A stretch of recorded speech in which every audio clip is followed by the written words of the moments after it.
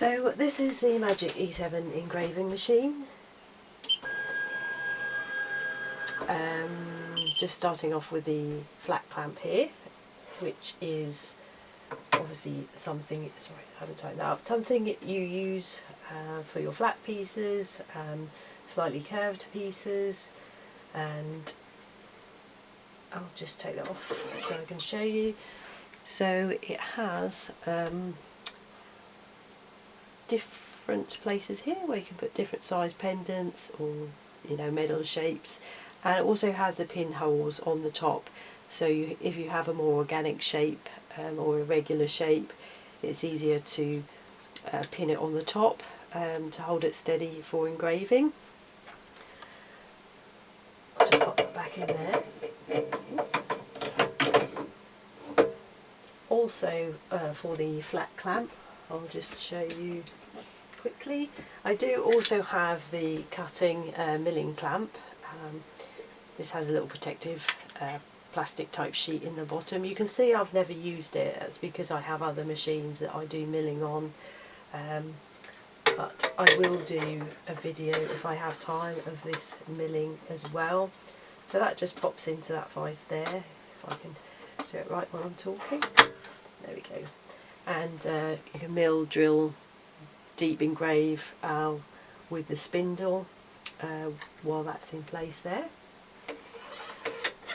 So talking about the spindle, at the moment you just have the diamond drag engraving tip which is set in there,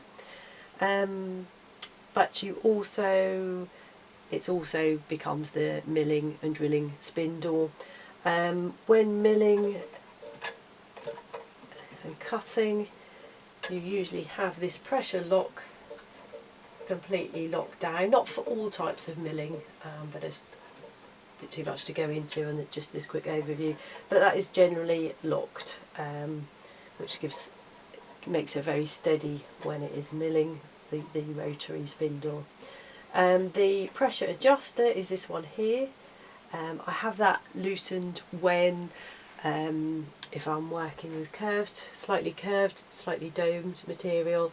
It just puts a little bit more spring in it and just leaves that pressure it reduces the pressure onto the metal a little bit. So that's what we have here. Moving on to the rotary clamp, where you'll mostly be doing your inside and outside ring engraving. So the machine comes with a couple of different types of small mandrels that fit in here. I'll just pop them in.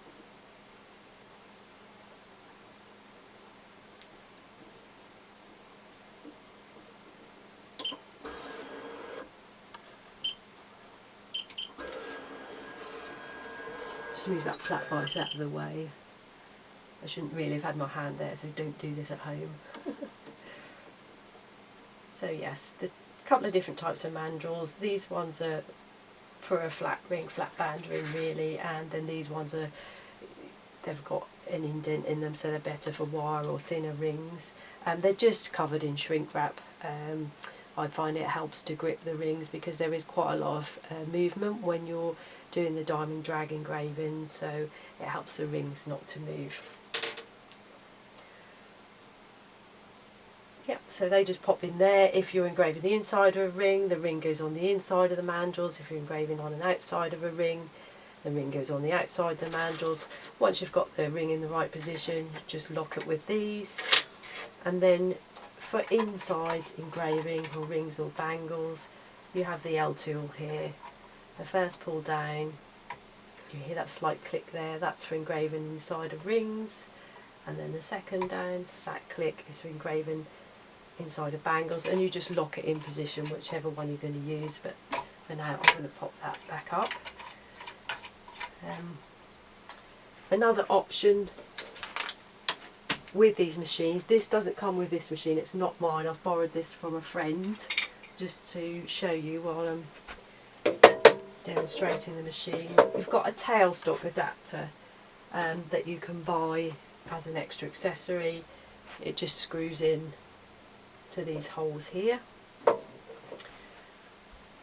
not going to screw it in now because I'll just show you quickly. So things like pens or small cylindrical objects that you can grip one end in these mandrels here and one end in here. And it also works for this ring adapter, which again is not mine. That pops in that end and here when this is bolted down and all set up correctly, and then you can do your deep mill engraving here. So again, these are just from my other machines, so they don't come with it, but you can buy different V cutters, different angles, ball end mills, different end mill cutters. A couple come with a machine, I think an end mill cutter and a V cutter, and the diamond tips of course, but you can buy a variety of different milling and cutting pieces.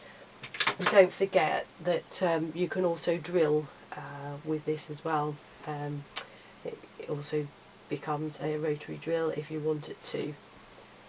Just take that off.